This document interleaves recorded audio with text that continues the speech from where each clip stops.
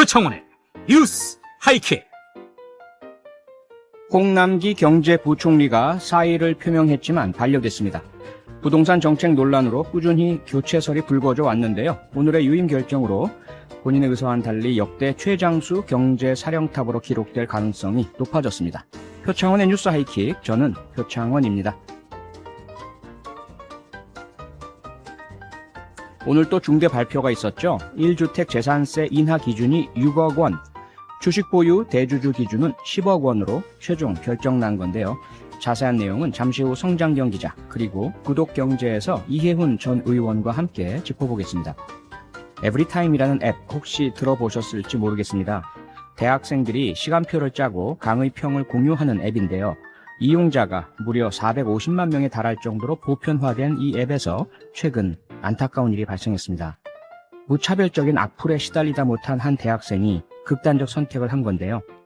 잠시 후 학생의 어머니를 만나 혐오 표현과 악플이 제재받지 않는 이 앱의 문제점 짚어보겠습니다.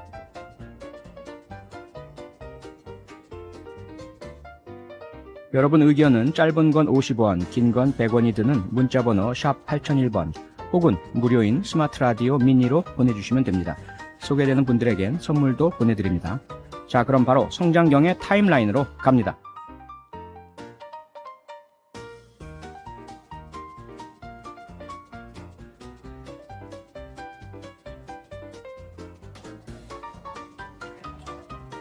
성장경의 시간은 거꾸로 흐른다. 뉴스 타임라인. 뉴스의 시간을 거슬러 올라가는 남자, MBC 보도국의 보배 성장경 기자입니다. 어서 오세요. 안녕하십니까? 네, 제가 방송 시작하면서 말씀을 드렸는데 네. 오늘 오후에 갑자기 홍남기 경제부총리가 사표를 냈다는 보도가 나왔잖아요. 네. 그런데 곧바로 또 청와대에서 반려했다 이렇게 뉴스가 나왔는데 어떻게 된 건가요? 홍남기 부총리 본인이 국회 기재위 회의장에서 사직서를 냈다 이렇게 밝혔는데요. 네. 부총리 정도 되는 고위공직자가 사전 예고도 없이 본인이 직접 방송 카메라와 마이크가 있는 걸 뻔히 아는 상황에서 전격적으로 사의를 표하는 건 상당히 이례적인 일입니다. 한 여당 의원은 황당하다라고 표현을 하기도 했는데요. 네. 사의 표명의 직접적인 이유는 대주주 요건이 당초 정부안 대로가 아닌 여당 요구대로 결정됐기 때문입니다. 네. 주식 양도소득세를 내야 하는 대주주 주식 보유액 기준이 계속해서 논란이었는데 얼마 전에 고위당정청 회의에서 최종 10억 원으로 현행대로 유지하기로 결정을 했고 오늘 정부가 발표를 했습니다. 네. 당초 기재부의 안은 장기 계획에 따라서 내년부터는 대주주 요건을 단일 주식 3억 원으로 낮추는 거였고요. 개미 투자자들의 반발이 거세지면서 민주당에서 10억 원 원상 복구를 요구해 왔습니다. 홍 부총리가 지속적으로 또 공개적으로 3억 원 기준은 후퇴할 수 없다면서 이런 정치권 요구에 대해서 반대 입장을 표명을 해왔었는데 네. 결국 당정청 회의에서 여당 안으로 결론이 난 겁니다. 홍 부총리는 2달간 갑론을박 상황이 전개된 것에 대해 누군가 책임지는 자세가 필요해서 오늘 사의를 표명하고 사직서를 제출했다고 밝혔습니다. 갑작스런 사의 표명에 국회 기재위원인 민주당의 기동민 의원은 무책임한 처사라는 비판에 직면할 수 있다면서 대통령 참모가 아니라 정치인의 행동으로 보인다. 형식 자체도 부적절하다라고 비판을 했는데 하지만 홍 부총리는 정치적인 행동이 전혀 아니다. 아무 일 없었던 것처럼 10억 원으로 갑니다. 라고 말하는 건 공직자의 도리가 아니라고 생각했다. 누군가는 책임져야 할 텐데 기재부에서 그런 의견이 시작됐기 때문에 제가 책임지는 게 맞다고 생각했다. 이렇게 설명을 했습니다. 네. 그래서 뭐 진위를 가지고 사의를 제출했을 텐데 네. 사의를 수리해야 할 그 인사권자죠. 네. 대통령은 바로 반려를 했지 않습니까? 네, 그러면 이게 어떻게 되는 겁니까? 네, 국무회의 직후에 그 사표를 냈다 그러고요. 네. 바로 반려가 됐다라고 하는데 청와대 강민석 대변인이 곧바로 기자들한테 공지 메시지를 보냈습니다. 그 국회에서 홍남기 부총리 발언이 있은 뒤에요. 예. 문재인 대통령은 사직서를 바로 반려한 후 홍 부총리를 재신임했다라는 겁니다.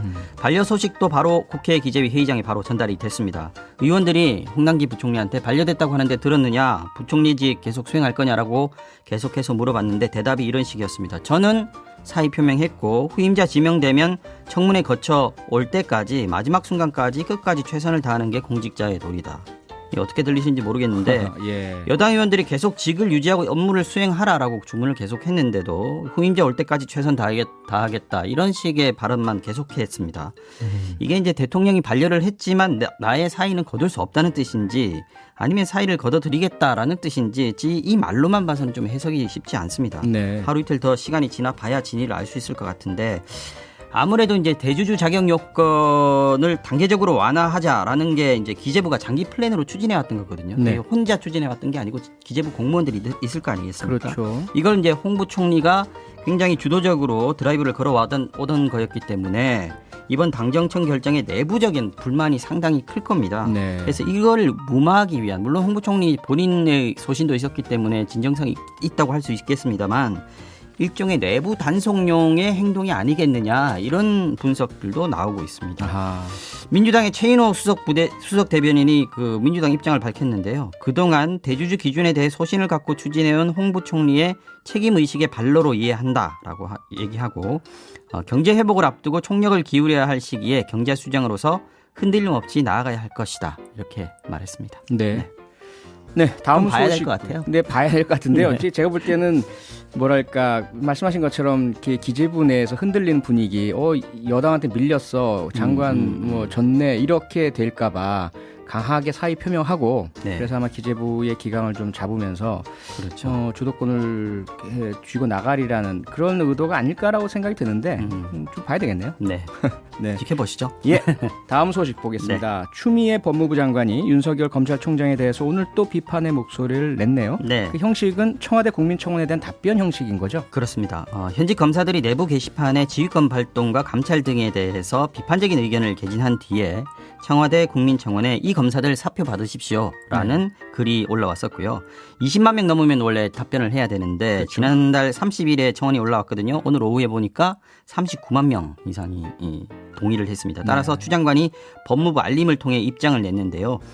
국민청원에 담긴 국민적 비판과 우려를 심각하게 받아들이며 검사들의 다양한 의견에도 귀 기울이고 있다고 밝혔습니다. 추 장관은 권력기관으로서 검찰의 정치적 중립성은 그 어느 기관보다 엄중하게 요구되는데 특히 그 정점에 있는 검찰총장의 언행과 행보가 오히려 검찰의 중립을 훼손하고 국민적 신뢰를 추락시키고 있는 작금의 상황을 매우 중차대한 문제라고 생각한다라고 윤 총장을 겨냥했습니다. 또 그럼에도 대다수 일선 검사들이 묵묵히 업무에 충실하며 최선을 다하고 있음을 잘 알고 있다. 법무부 장관으로서 검찰의 정치적 중립성 담보에 대한 책임을 통감하고 있다고도 얘기했습니다. 추 장관은 이어서 모든 검사가 법률가로서 긍지를 갖고 국민을 위해 일할 수 있도록 검사들과 소통하며 검찰개혁을 완수하겠다면서 검사들도 개혁의 길에 함께 동참해달라고 당부했습니다. 네. 네. 예, 다음 소식은 뭐죠? 검찰이 햄버거병 피해와 관련해서 한국 맥도날드 본사에 대한 압수수색을 벌이고 있다는 소식입니다. 네, 네. 햄버거병 사건, 그러니까 이제 굴지의 다국적 햄버거 체인점에서 그렇죠. 햄버거를 먹었던 어린이가 중병에 걸리면서 부모들이 항의를 제기하고 여기에 대해서 이제 위법 사항이 있었다는 또 제보도 있었고요. 그래서 맞습니다. 검찰이 수사를 재개했다 이렇게까지 됐는데 네. 그러면 이제 압수수색이라는 것은 좀 더 강도 높은 수사가 시작된다 이렇게 봐야 그렇죠. 되겠네요. 강제 수사에 들어갔다, 본격적인 수사에 들어갔다 이렇게 보면 될 것 같은데 예, 이게 한 차례 검찰이 불기소 처분을 내렸던 사건입니다. 그랬죠. 말씀하셨지만 2017년 7월에 맥도날드 햄버거를 먹고 이 병에 걸렸다라고 주장한 피해자가 한국 맥도날드를 검찰에 고소를 했었는데요. 당시에는 맥도날드 측의 과실을 입증할 증거가 충분하지 않다라고 해서 검찰이 불기소 처분을 내리고 패티 납품업체와 임직원 3명만 재판에 넘긴 바가 있습니다. 그러다가 지난해 1월에 정치하는 엄마들 등 9개 시민단체가 다시 나서서 한국 맥도날드 그리고 패티 납품업체 등을 식품위생법 위반하고 업무상 과실치상 등의 혐의로 다시 고발을 했습니다. 그래서 한국 맥도날드에 씌어진 그 혐의는 장출혈성 대장균이 검출된 오염 패티가 매장에 일부 남아있다는 사실을 패티 제조업체로부터 보고를 받고도 한국 맥도날드가요 이를 네. 은폐하고 오염된 햄버거를 판매했다, 이런 혐의를 받고 있는 건데 오늘 서울중앙지검 형사 2부가 서울 종로구에 있는 한국 맥도날드 본사 품질관리팀에 대해서 압수수색에 들어감으로써 햄버거병에 대한 본격 재수사에 들어갔다고 볼 수 있습니다. 오늘 압수수색에서 검찰은 식자재 관리 장부 등 내부 문건들을 확보한 걸로 알려졌습니다. 네, 말씀하신 이 장출혈성 대장균이 네. 검출이 되고 이것을 먹은 어린이가 심하면은 뭐 신장 기능의 상당 부분이 파괴될 수 있는 무서운 병으로 알려져 있는데요. 그렇습니다. 이 햄버거병 좀 설명을 좀 해주시죠. 조금 더 자세히 말씀드리겠습니다. 네. 햄버거병은 별명이고요. 용혈성 요독 증후군이라는 병을 일컫는 말인데요. 1982년에 미국에서 덜 익은 고기 패티가 들어간 햄버거를 먹고 어린이 수십 명이 감염돼서 이 이름이 붙었습니다. 네. 덜 익은 고기 패티를 먹으면 장출혈성 대장균에 감염될 수가 있는데 보통 성인들은 1, 2주 고생하다가 낫지만 한 5살 안 되는 어린이들이나 아니면 노년층은 이 균에 취약해서 합병증인 이 햄버거병으로 이어지기 쉽다고 합니다. 감염이 되면 복통과 설사로 시작해서 혈변이나 구토 등의 증상이 나타나고 심하면 말씀하신 대로 신부전증이 일어날 수 있어서 네. 통계적으로 환자 5% 정도는 평생 투석 치료를 받아야 하는 것으로 알려져 있습니다. 네, 그 피해 어린이 한 명과 맥도날드 측이 합의를 하긴 했었는데요. 네, 아직까지 또 해결이 안 된 모양입니다. 네. 네, 마지막으로 알아볼 소식은 참 안타까운 사연인데 네. 갓 태어난 아기의 시신이 길에 버려져 있었는데 이곳이 바로 베이비박스 바로 앞이었다고요. 그렇습니다. 오늘 새벽 5시 반쯤에 서울 관악구에 있는 골목길의 공사 자재 더미에서 남자 아기의 시신을 길 가던 사람이 발견해서 경찰에 신고를 했습니다. 네. 시신이 분홍색 수건에 쌓여 있었는데 바로 옆에 드럼통이 하나 있었고요. 폭 1m 남짓밖에 안 되는 그 골목길이었는데 바로 그 맞은편에 그 시신이 있던 공사 자재 더미 바로 맞은편에 교회가 있는데 교회 담벼락에 베이비박스가 설치되어 있었습니다. 예. 아기에게는 태반이 붙어 있었고요. 탯줄도 달려 있었던 걸로 확인이 됐습니다. 아니 베이비박스가 아기를 키우기 힘든 부모로 하여금 아기를 여기다 좀 놔달라 그러면 우리가 키워줄게 이거 아니겠습니까? 그렇습니다. 생명을 살리겠다는 건데 네. 왜 그 베이비박스 안에 안 넣고 밖에 내놨다가 이렇게 숨지게 했을까요? 네. 이해가 안 되네요. 경찰이 CCTV를 확인을 해봤는데 아주 선명한 건 아니었지만 네. 어젯밤 10시 10분쯤에 한 여성이 아기를 플라스틱 드럼통, 아까 드럼통 말씀드렸지 않습니까? 예. 그 드럼통 위에다가 올려놓고 가는 장면이 찍혀 있었습니다. 네. 경찰은 시신이 발견된 게 드럼통 아래에 있는 그 자재더미였다는 점으로 볼 때 아기가 버려질 때는 살아 있었던 것이 아니냐 이렇게 보고 있습니다. 어젯밤 그리고 오늘 새벽 상당히 추웠고요. 그리고 예. 밤에 또 잠시 비도 왔었잖아요. 그랬죠. 네, 그래서 베이비박스는 밤에도 불이 켜져 있어서 눈에 잘 띄고 또 젖혀서 열기만 하면은 안에 아기를 넣을 수 있었는데 그러면은 이제 아기가 따뜻한 방에서 보호를 받을 수 있었겠죠. 네. 근데 거기까지 와가지고 베이비박스가 뻔히 보이는데 아기를 밖에다가 놔뒀다는 거는 말 그대로 유기행인데 네. 다만 이 베이비박스라고 쓰여진 그 상자가 예. 벽에 붙어 있습니다. 어허. 닫혀져 있어요. 예. 그래서 혹시나 이게 그냥 표지판 아닌가 여기다가 넣으면 되는 거 아닌가라고 착각을 했을 수 있겠다 이런 가능성도 지금 경찰은 보고 있어요. 사실은 그 문을 열어서 젖혀서 열어서 그 안에다가 넣어야 되는데 이게 우편함처럼 손잡이를 그렇죠, 잡고 그렇죠. 열어야 되는데 맞습니다. 손잡이도 달려 있고요. 그걸 열어야 되는데 밤이고 불빛은 환하게 베이비박스라고 표시가 돼 있고 예. 그러니까 그 앞에다가 놓으면 되겠지라고 생각했을 수도 있겠다. 두고 가면 누군가 나와서 안으로 데려간 이런 시스템인가 보다 그러고 착각을 할 수 있었겠네요. 그럴 수 있을 것 같습니다. 경찰이 그 가능성을 그 염두에 두고 있고요. 예. 어쨌든 아직까지 이 여성을 찾지는 못했습니다. CCTV에 찍힌 여성이 아기 친모인지 아니면 뭐 다른 관계자일 수도 있으니까요. 네. 어쨌든 찾는 게 급선무인 것 같고 찾아서 어떻게 된 경위인지 자세히 파악을 해야 될 것 같고요. 네. 일단 경찰은 아기의 시신을 국과수에 부검 의뢰를 해놓은 상태입니다. 너무 안타깝습니다. 네. 모든 생명은 다 소중한데요. 네. 네, MBC 보도국의 성장경 기자였습니다. 내일 또 와주실 거죠? 네, 내일 뵙겠습니다. 네, 고맙습니다. 고맙습니다. 여러분은 지금 표창원의 뉴스 하이킥과 함께하고 계십니다. 이어지는 코너도 기대해주세요. 요즘 대학생들이 이용하는 온라인 커뮤니티 중에서 에브리타임이라는 사이트가 있다고 합니다. 약 400개 대학의 대학생 454만 명을 이용자로 보유한 국내 최대 커뮤니티인데요. 최근에 한 대학생이 이곳에 본인의 고민을 올렸다가 악성 댓글에 시달렸고 급기야 지난달 초에 극단적인 선택을 했습니다. 너무나도 가슴 아픈 일인데요. 지금부터 숨진 학생의 어머님과 얘기를 나눠보려고 합니다. 청취자 여러분도 인터뷰를 들으시면서 악성 댓글의 위험성과 이걸 막을 방법에 대해 함께 고민을 좀 해주셨으면 좋겠습니다. 어머님 안녕하세요. 네, 안녕하세요. 네, 무척 지금 심경이 힘드실 텐데요. 어려운 인터뷰 응해주셔서 진심으로 감사드립니다. 네. 네, 저도 뭐 부모의 입장에서 어떻게 위로의 말씀 드려야 할지 잘 모르겠는데요.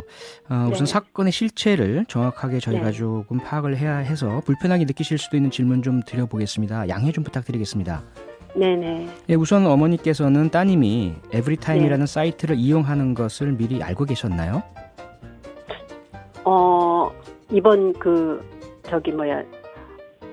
자살하기 전에요. 네. 자살하기 전에, 예, 알고 있었습니다. 아, 저희 알고 아이가 있었고요. 얘기를 예. 했기 때문에요. 아, 예. 그 여기에 뭐 글을 올리고 이런 일이 있다 하는 이야기를 했었군요, 부모님께. 아, 그러니까 이제 자살하기 전에 이 아이가 네. 자기를 계속해서 괴롭히고 있다고, 아, 계속해서 죽으라고 악성 네. 댓글을 쓰고 있다고 예. 저한테 이제 그 얘기를 했거든요. 네. 그 언론에도 보도가 좀 됐는데요. 네. 따님께서 이제 어려운 그 상황, 심경 이걸 네, 좀 뭐랄까요? 공감이나 네. 동조를 구하고 싶어서 사이트 네. 게시판에 글을 올렸다고 하던데 네네. 이 글의 내용 간단하게 어떤 내용인지 좀 말씀해 주실까요? 그러니까 이제 자기가 우울하니까 네. 좀 위로받고 싶고, 좀 용기를 얻고 싶고, 해가지고 이제 거기다가 이제 자기가 글을 올렸다고 얘기를 하더라고요. 아, 예. 네, 그랬는데 이제 네. 그쪽에서 오는 대답은 네. 너무 죽음으로 몰아가는 아, 그 익명으로 쓰기 때문에 죽음으로 예. 몰아가는 얘기들만 이렇게 올렸더라고요. 보니까. 아. 그러니까 이 에브리타임이라는 곳이 학생들이 이제 학생이라는 인증을 하고 처음에 가입을 하고 그 다음에는 네. 익명으로 자기가 누군지 안 밝히고 막 글을 올리고 활동하는 곳이죠. 그렇죠. 그러다 보니까 막 아무 얘기나 자기가 네네. 이제 드러나지 않을 거라 생각을 하고 막 올린다는 거 아닙니까? 그렇죠? 네네. 네. 근데 문제는 네. 그 학생이 익명이라서 자기는 안 잡힐 거라는 법의 망을 다 알고서 네. 저희 아이한테 함부로 말을 한 거예요. 아, 그러니까요. 그러니까 굉장히 네. 엄청 이게 나쁜 아이죠. 네. 법망을 알고서 하는 아이니까. 네네. 그 많은 지금 학생들도 이 방송을 듣고 있고요. 그래서 어머님 네. 말씀을 들으시면서 문자를 많이 보내주고 있거든요, 학생들이.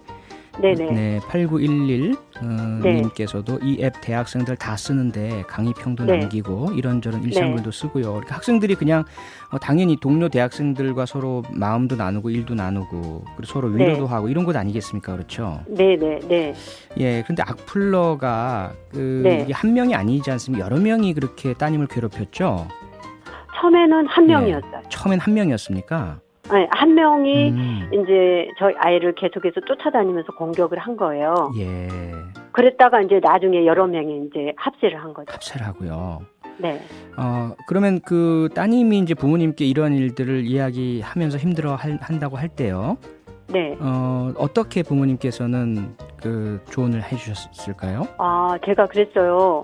그렇게, 그러니까 뭐 죽으라고 그러고, 외환종리 이러고, 이런 말을 했다고 그래서 제가 네. 그 아이는 악이다 이랬어요. 악마다. 네, 악이니까 그 사이트를 들어가지 말라. 네, 그러면서 그랬더니 저희 아이는 그 사이트는 여러 가지 정보들이 있기 때문에 자기가 들어간다고 얘기를 하더라고요. 아, 그런데 이제 저희 아이가 나중에 그 아이한테 글을 썼을 때 보니까 네, 너는 악마라고 우리 엄마가 그랬다고 네. 그러면서 지옥으로 들어가라고 이렇게 아이한테 그 익명으로 글을 썼더라고요, 저희 아이가. 아, 예. 뭐 네. 그렇다고 해서 그만두질 않잖아요. 그런 그렇죠. 악플을 그렇게 쓰는 하니까 이제 사람들은 예, 더욱 더 예. 더 강하게 또 반발하면서 그렇죠. 그러고요. 네네. 공격하고. 네. 네.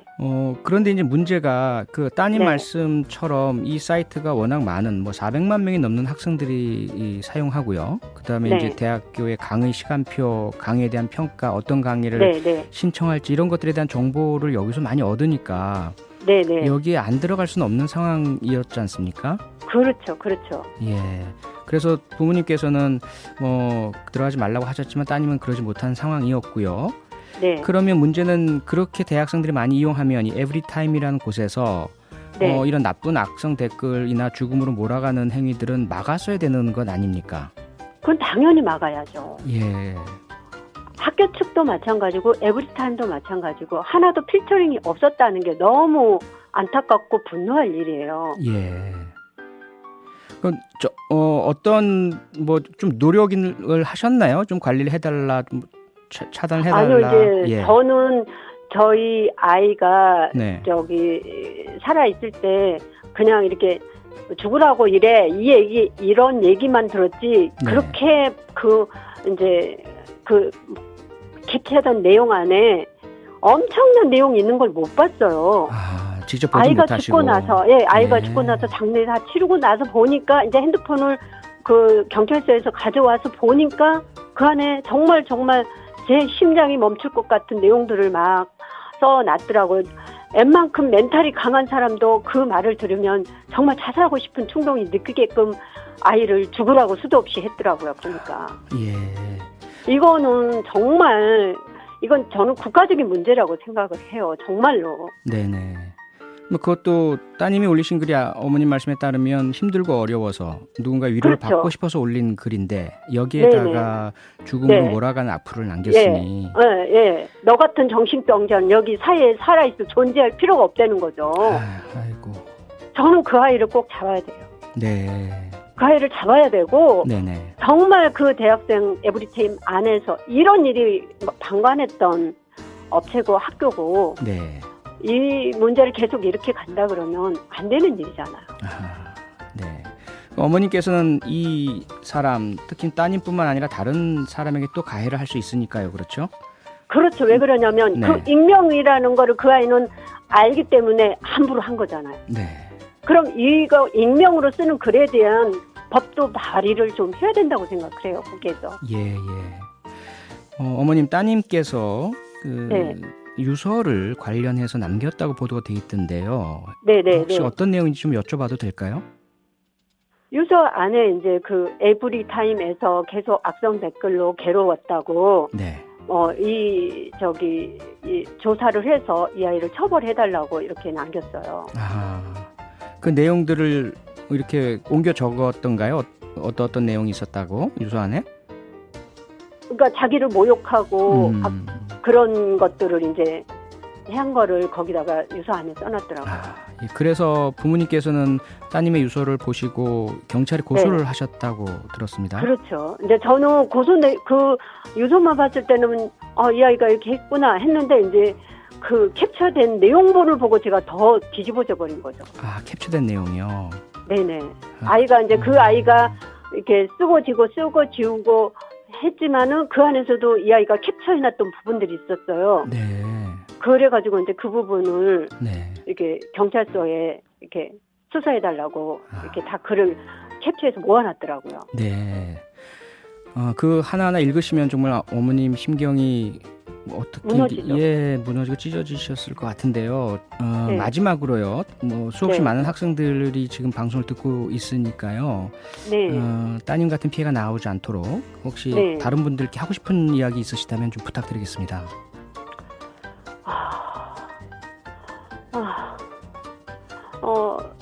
익명이라는 이름 뒤에서 그 사람을 자살로 몰아가는 우리는 사람은 말을 먹고 살아가잖아요. 근데 그 말에 의해서 사람이 살기도 하고 죽기도 해요. 네. 말은 그렇게 보이지 않는 무기고 때로는 보이지 않는 새 힘을 용기를 심어주는 말이잖아요. 네네, 그럼요. 정말 그 말을 보이지 않다고 함부로 말하는 이런 형태가 정말 없어져야 되겠고 네. 정말 익명이라는 이런 글로 함부로 댓글을 달아서 사람을 죽음으로 몰아가는 이런 형태는 없어져야 된다고 생각을 합니다. 네, 어머님 어려운 인터뷰 응해주셔서 네. 감사드리고요. 저도 같은 네네. 부모의 한 사람으로서 어머님께 네. 깊은 위로의 말씀 드리겠습니다. 네네. 네, 따님이 네. 아마 좋은 곳으로 가셨으리라 믿고요. 힘내시기를 네네. 부탁드리겠습니다, 어머니. 네네네네. 네. 감사합니다. 네, 어머니 고맙습니다. 네네. 네, 많은 분들께서 문자 보내주셨습니다. 3491님, 요즘 대학생들에게 에브리타임은 작은 사이버 공동체나 다름없는데 악플 관리는 진짜 철저히 해야 될 것 같아요. 허훈모님, 악성 댓글도 법으로 처벌을 받아야 한다고 봅니다. 경찰이 수사 중이라고 하니까요. 반드시 그 악플로 찾을 수 있으리라 믿고요. 응당한 법의 처벌을 받게 되기 바랍니다. 네, 이와 관련해서 어제 25개 청년 인권단체가 기자회견을 열고 이 사건에 대한 대책 마련을 요구했는데요. 사이트 책임자 그리고 대학 당국 더 나아가 우리 어른들이 이런 일이 다시는 없도록 하루라도 더 빨리 대책을 마련해야겠습니다. 95.9 MBC 라디오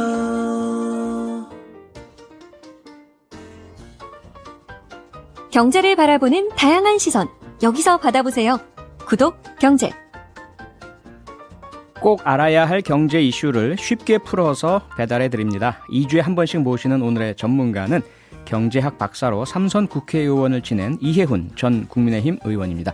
어서 오세요, 의원님. 예, 안녕하세요. 날씨가 반갑습니다. 무척 추워졌죠? 예, 정말 춥대요. 네. 근데 추운 추운 걸 날 좋아해서 다행입니다, 저는. 아, 그러세요? 예. 저도 좀 그런 면인데 더운 것보다는 추운 게 낫더라고요. 아, 예.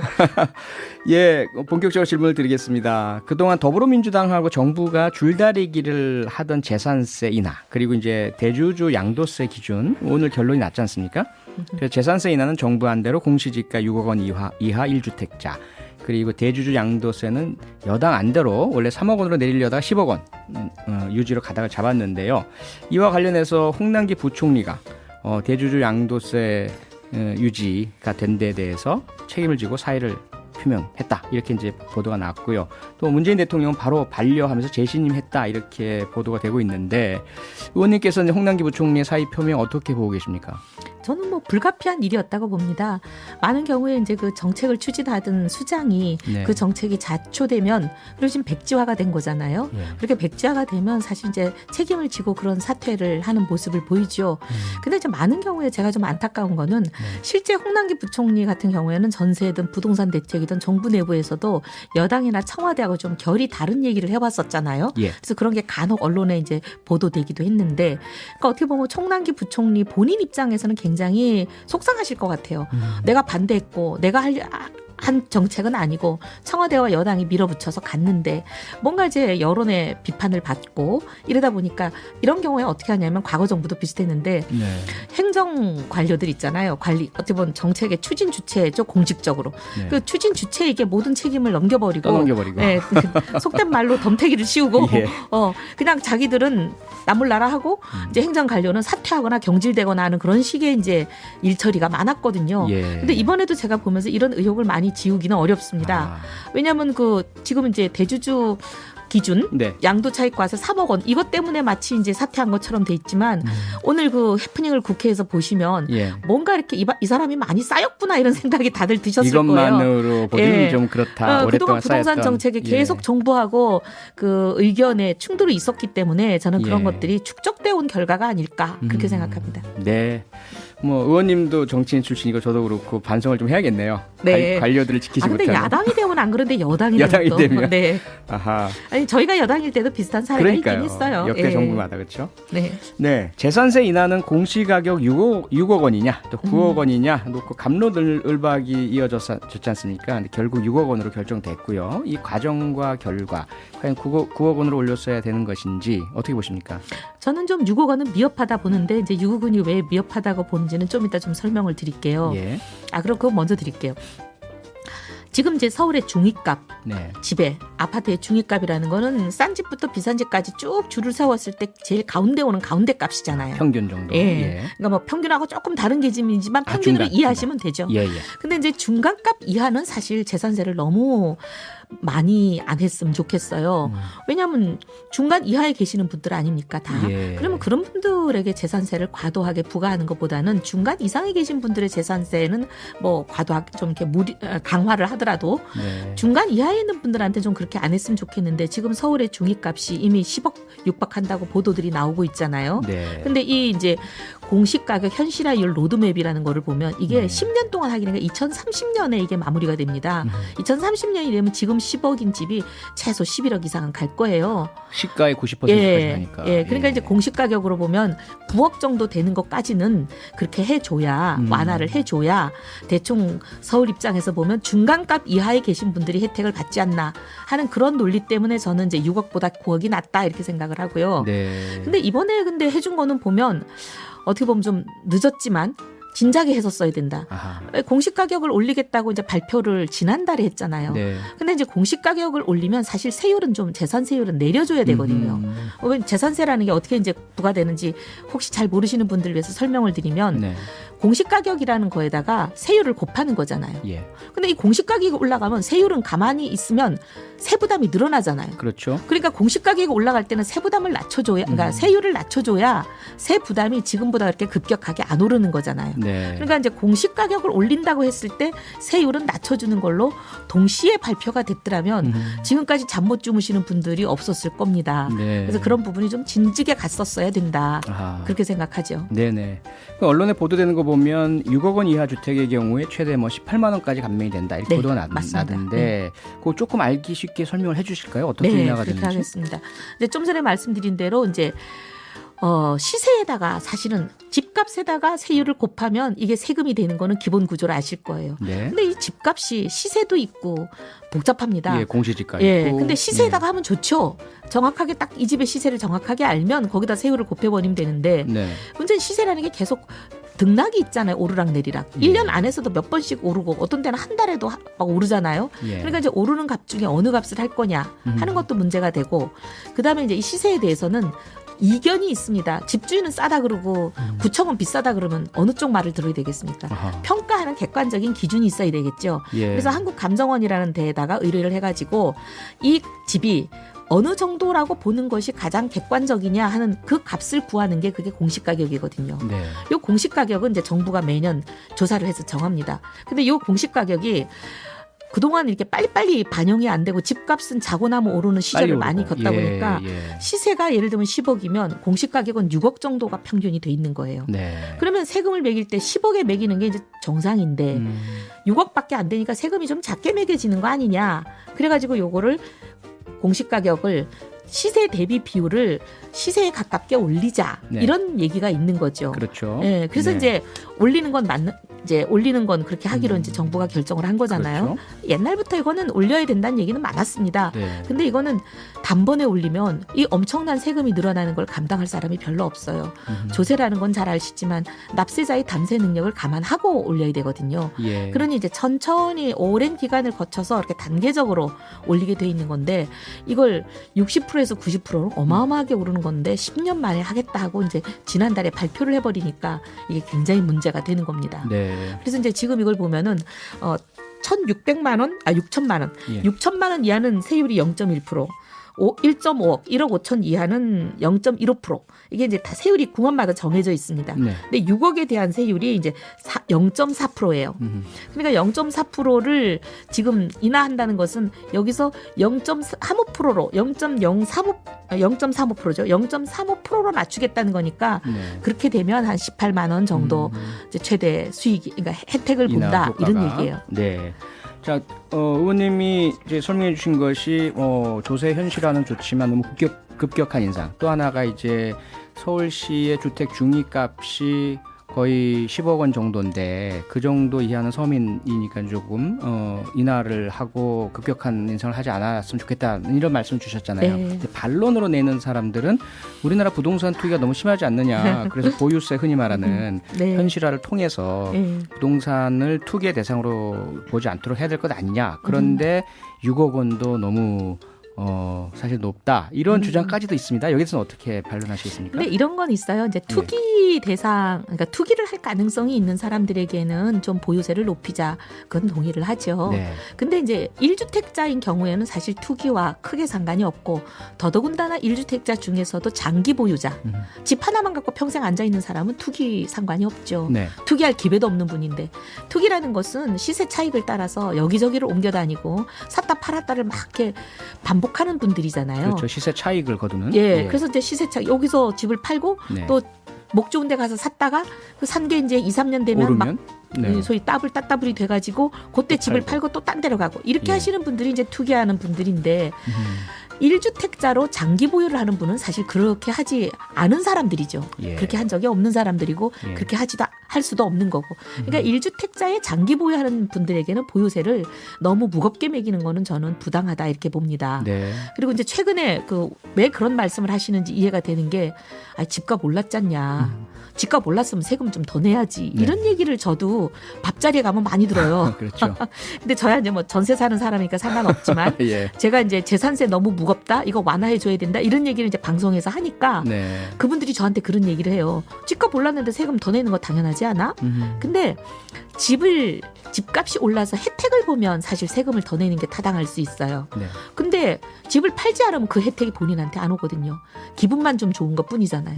실제 혜택은 수익은 하나도 들어오는 게 없잖아요. 예. 그러니까 이제 집을 가지고 있어서 그냥 팔지 않고 오래 장기 보유하는 1주택자에게는 그런 논리가 좀 통하지를 않죠. 네. 근데 이제 집을 판 경우에는 팔아서 들어온 돈, 손에 들어온 돈에 대해서는 양도차익과세로 사실 엄청나게 높은 세율로 회수해 가잖아요, 정부가. 네. 네. 예. 같은 맥락인 것 같은데요. 장성은 님이 이런 질문 주셨어요. 의원님 질문 있어요. 공시 가격을 시세에 맞게 올린다는 건 세금을 더 거두려고 하는 건데 세율을 낮춰버리면 증세 의미가 없지 않나요? 그러니까 이 정부가 네. 증세하려고 사실은 공시 가격을 올리는 어떻게 보면 편법을 썼다고 보는 거죠. 우리 국민들이 내는 조세 부담은 아까 제가 설명드린 산식에 의하면 네. 세율이 있고 그다음에 가격이 있는 거잖아요. 가격을 올리면 세금이 올라가는 거잖아요. 네. 가격 곱하기 세율이니까. 근데 세율을 내리면 세 부담은 줄어드는 거죠. 예. 근데 이 세율은 정부가 마음대로 건드릴 수가 없습니다. 조세 법정주의에 의해서 그렇죠. 반드시 국민의 대표인 세 부담을 물어야 될 국민들이 오케이를 해야 이게 정부가 세율을 올릴 수 있어요. 그러니까 세율은 국회가 반대하면 안 되니까 네. 국회를 통하지 않고 세금을 올리는 방법이 뭐가 있겠습니까? 가격을 올리는 네, 방법이죠. 공시지가를 올리는. 네, 공시지가를 네. 올리는 거죠. 예. 사실은 이 정부가 그 정책을 발표했을 때 공시가격을 10년 만에 60에서 90%로 올리겠다 이랬을 때 우회로 국회라는 곳을 통과하지 않는 우회로 편법 꼼수 증세구나 이렇게 많은 사람들이 생각을 했죠. 네. 증세하려고 하신 건 맞는데 예. 근데 그 증세가 복지 혜택이다, 복집이다 이런 것들을 마구 쓰는 거에 대한 재원 조달의 의미, 돈을 여기서 세금에서 걷어들여서 그냥 복지비로 나눠주겠다. 네. 이거에 대해서 반대하는 국민들이 많습니다. 예. 세금을 거둔 만큼 그 안에서 알뜰살뜰 쓰는 게 중요한 거지 펑펑 쓰려고 세금을 더 걷는 거는 안 된다 이렇게 생각하시는 국민들이 많기 때문에 네. 그 국민들의 의견도 저는 반영이 돼야 된다고 봅니다. 예. 그러니까 세금을 어떻게 얼마나 거둘 것이냐의 어떤 논란은 여전히 좀 남아있는 것 같고요. 예. 현실적으로요, 그럼요, 의원님. 이러한 조치, 공시가격 현실화, 그리고 그 재산세 감면의 어떤 폭을 좀 줄여서 내는 이런 결정이 과연 부동산 시장에는 어떤 효과를 낼까요? 좀 부동산 가격 하락이나 안정화에 도움이 될까요? 오르는 것보다는 낫죠. 네. 그러니까 근데 이제 세 부담이 오르게 돼서 투기를 줄일 수 있으면 부동산 값의 안정에 도움이 되는데 예. 지금 이제 하겠다고 하는 뭐 1주택자나 이런 분들에 대해서는 사실은 그 투기하고 별 상관이 없는 분들이라 이분들의 세 부담이 낮아지고 높아지고가 부동산 시장에 그렇게 큰 영향을 미치지는 않을 거라고 봅니다. 예. 네. 자, 이 질문도 좀 드릴게요. 최근에 서울 서초구가 공시가격 9억 원 이하 1가구 1주택의 재산세 중에서 자치구 몫이죠. 자치구 몫의 50%, 그러니까 재산세 총액 기준으로는 25%를 감경하는 조례안을 의결을 했고 서울시는 이것이 위법이다 이러면서 이제 갈등을 빚고 있는 상황 아니겠습니까? 법정 다툼으로 가는 상황인데 이 사안은 어떻게 보십니까? 근데 이제 자치단체장들이 이런 유혹에 빠지기는 쉽습니다. 왜냐하면 세금이 급격하게 오르면 사람들은 굉장히 원성이 높아지거든요. 그렇죠. 그러면 이제 자치단체장 입장에서는 선거도 있고 하니 선거를 의식을 해서 세금을 좀 낮춰주면은 사람들이 좋아하니까 인기가 높아져. 예, 그렇게 예. 하고 싶은 유혹에 빠지는데 예. 근데 이 경우는 이런 게 있습니다. 서울시는 좀 독특한 구조로 돼 있어요. 네. 다른 시군구하고 다릅니다. 광역시도 하고 다른 게 2007년이었던 걸로 2006년 그때 지방선거가 있었어요. 서울시장 선거. 네. 거기에 출마한 맹형규라는 후보, 한나라당 후보가 네. 뭘 제안을 했냐면 재산세 공동세라는 걸 제안했어요. 왜냐하면 서초구, 강남구, 송파구, 중구 이 4개 구는 서울의 25개 구 중에서 예. 수입이 넉넉하지 않냐. 네. 집값 땅값이 비싸가지고 재산세가 많이 들어오니까 아하. 거기서 거둔 세금의 절반만 각 자기 구가 쓰고 네. 나머지 절반은 서울시에 내면 서울시가 그걸 가지고 나머지 21개 구에 좀 지원을 해주게 하자. 이렇게 돼서 그게 법이 통과돼서 지금까지 시행을 하고 있거든요. 네네. 근데 만약에 서초구에서 이제 재산세를 감면을 50%로 해준다. 예. 그러면 줄어들죠. 서울시로 가는 돈이. 서울시로 그럼 가는 게 나머지 줄어들고. 21개 구에 가는 돈이 줄어들잖아요. 그러니까 제 지역구인 우리 동대문에 있는 구민들만 하더라도 이 예. 뉴스가 나오니까 막 저한테 불만을 터뜨리시더라고요. 아. 그 왜 그렇게 하냐 서초구는. 네. 그러면서 우리 이제 지역구인 동대문 이제 구민들 얘기도 우리한테 올 돈이 줄어드는 거 아니냐. 그런 얘기를 많이 하세요. 부자 동네니까 꼭 이제 그 주민들의 세금 완화보다는 전체 서울 시민들의 네, 이렇게 돌아갈 돈이 복지. 줄어드는 그런 면이 그것도 있습니다. 해야 지금. 되겠네요. 네, 그럼 이 부분에 있어서는 좀 서초구의 결정에 좀 아쉬움을 갖고 계신다 이렇게 봐야 되겠죠? 제가 뭐 그렇게 이제 해석이 개인적으로 되니까요. 서초구청장을 잘 아는 분이라. 그러게요. 네, 네. 그러실 것 같아서. 자, 그러면 뭐 오늘 부동산 관련해서 여기까지 여쭤봐야 될 것 같은데 마지막으로 앞으로 서울시장 보궐선거 여기 대해서 의원님 어떤 생각을 좀 갖고 계십니까? 혹시 본인 출마 의사는 예. 어떨까요? 지금 이제 그 서울시 가장 큰 문제, 국민들 골치 아픈 문제가 네. 뭐 전세난, 집값, 그다음에 세금 이런 거잖아요. 예. 그리고 오늘도 신문 보니까 서울시는 특별히 자영업이 폐업을 많이 했더라고요. 예. 거의 서울시 전역에 한 4만 개 가까이 폐업을 했던데 네. 이게 서울에 특히 집중돼서 나타나는 문제이다 보니 이런 문제를 해결할 사람이 저는 서울시장이 돼야 된다. 네. 이렇게 생각하는데 많은 사람들이 또 그렇게 생각하셔가지고 그래도 당신이 경제통인데 나서서 좀 이 문제도 해결하고 뛰어봐야지 이렇게 권하시는 분들이 있어서 그러니까요. 저도 이제 고민하면서 이제 고민의 막바지에 이제 거의 막바지입니까? 다다르고 있습니다. 곧 그러면 저희가 소식을 들을 수 있겠습니까? 네, 뭐 그렇게 길지 않을 걸로 생각이 듭니다. 예. 그럼 결정하시면 혹시 가능하시다면 저희 네. 뉴스 하이킥에서 네, 예, 공개해 주셨으면 네, 정말 그러겠습니다. 감사하겠습니다. 저희 고정 게스트시니까. 네, 네. 들겠습니다. 고맙습니다. 오늘 여기까지 듣겠습니다. 화요일의 구독경제 이혜훈 전 의원과 함께했습니다. 고맙습니다. 네, 감사합니다. 광고 듣고 왔습니다. 표창원의 뉴스 하이킥 함께하고 계시고요. 9022님. 오늘 갑자기 날씨가 너무 추워져서 그런지 퇴근길이 더 막히네요. 다들 자차 출퇴근하시나 봐요. 앞으로 1시간은 더 가야 하는데 잘 부탁드립니다. 벌써 졸려요. 유유. 9022님. 정신 번쩍 드시라고 제가 큰 소리를 한번 불러드렸고요. 춥다고 창문 올리고 히터 틀고 오래 계시지 말고요. 가끔씩 환기 꼭 부탁드리겠습니다. 지금 퇴근하시는 모든 분들 오늘도 고생 많으셨습니다. 9022님께는 커피 쿠폰 보내드릴게요. 저는 7시 10분에 오늘의 표정으로 돌아오겠습니다.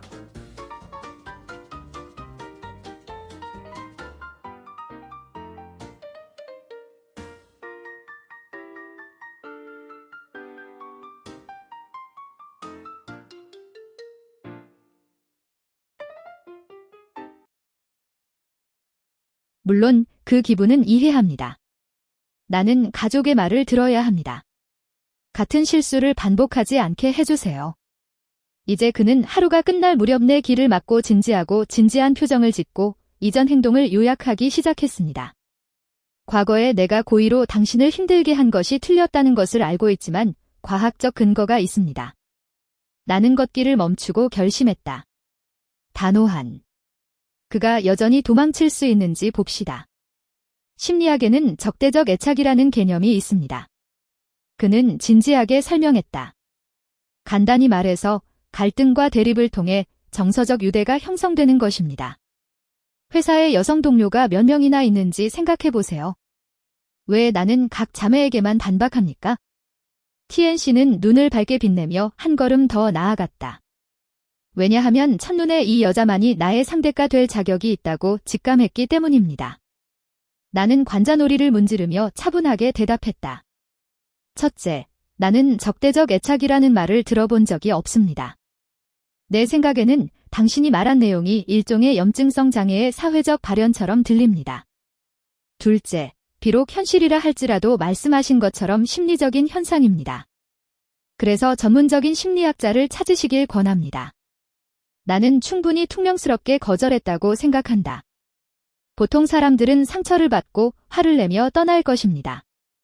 그런데 올려다보니 회의실에서 치열한 토론을 벌이는 중에 키스보다 더 빛나는 한 쌍의 눈이 보였다. 그는 물러서지 않았을 뿐만 아니라 신이 나서 손뼉을 치며 중얼거렸다. 맙서사, 차분하고 전문적이고 일관적이에요. 완료하면 더욱 마음에 듭니다. 3개월여가 지나서 넷게임 링크에서 도움을 요청하는 전화를 받았습니다. 전화를 건 사람은 늙은 백만장자이자 전직 하급기술 이사였습니다. 그의 목소리에는 질병과 과로, 만성위장병은 물론이고 피로와 당황함도 감출 수 없었다. 격렬한 회의 끝에 갑자기 펑크가 났습니다. 급성 위궤양은 ICU 제왕절개 수술에 직접적으로 포함됩니다. 다음 날 내부 테스트 중인 슬러프 프로젝트에 빠졌을 때 댄 복는